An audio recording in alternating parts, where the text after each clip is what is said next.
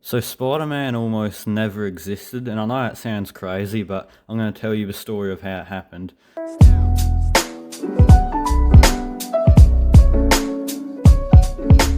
So before I get into this, I'll put the link to the source of all this because I obviously didn't come up with this. Like, this is a story from Stan Lee, like the guy who sort of created Spider-Man, you know. So if you want to watch it from like when he's saying it, then go under the link in the description.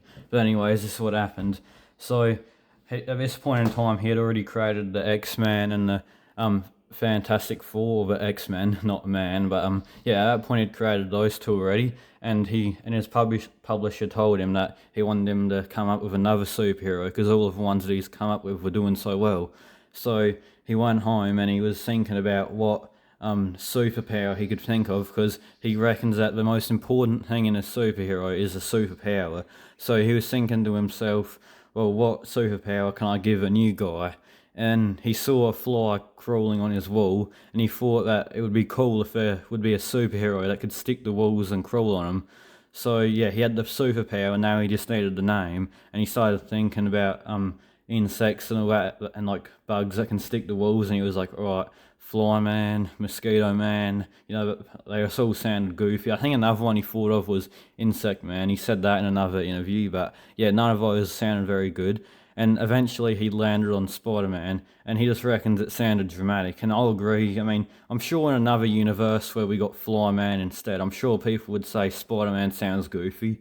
But you know, Spider-Man just sounds really good. It just rolls off the tongue. Well, I don't know, not really. It just sounds good, you know, Spider-Man. It just works. And so that was good. He had the superpower and he had the name. Now he just needed to do some other things. So you got to make it a bit. You got to make a character a bit interesting, you know.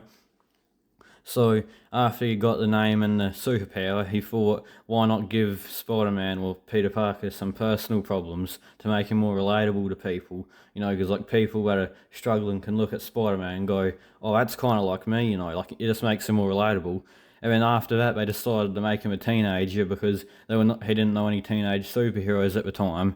So armed with all that great material, like he said, he ran into his publisher's office, his publisher's office, and he told him all the stuff, like his Spider-Man, stick to walls, teenager, and all that. And this is what the publisher said. It might not be what you expect, but the publisher said that it was the worst idea that he had ever heard, and for three reasons. The first one being that people don't like spiders, so you can't name a superhero Spider-Man.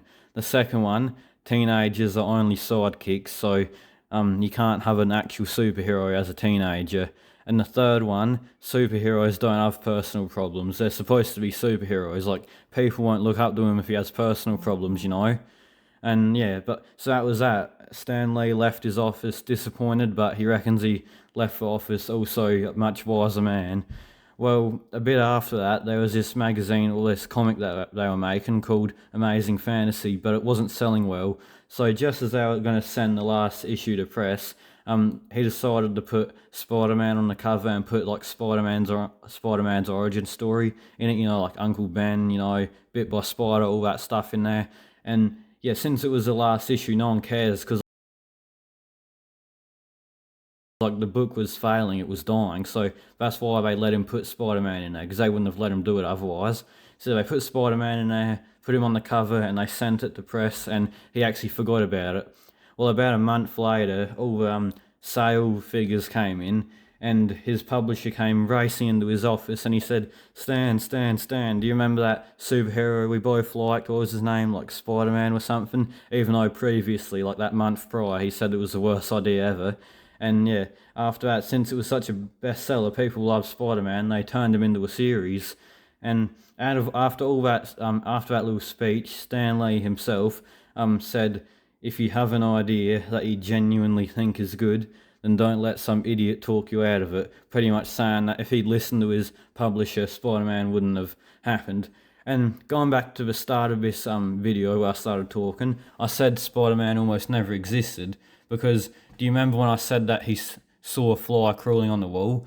It was because of that fly we have Spider-Man. Like, I'm sure, like, we would have gotten another superhero if it wasn't for that fly, but we got Spider-Man because Stan Lee saw a fly on the wall, which is just crazy. Like, the what's it called, the butterfly effect. That's just insane how that happens. But yeah, and unfortunately, about 7 years ago, Stan Lee did pass away, which is pretty sad. But yeah, I'm just making this video just to sort of relive the story, because this speech was actually spoken in 2017, actually, towards the end of 2017 at this university, I think.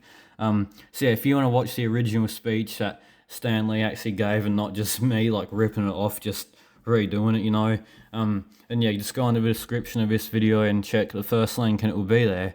But yeah, this is a pretty cool story. I've probably watched that speech 10 times over. I just think it's so interesting how it happened, how a fly is the reason we have Spider-Man in all these movies and these games and the comics and all that.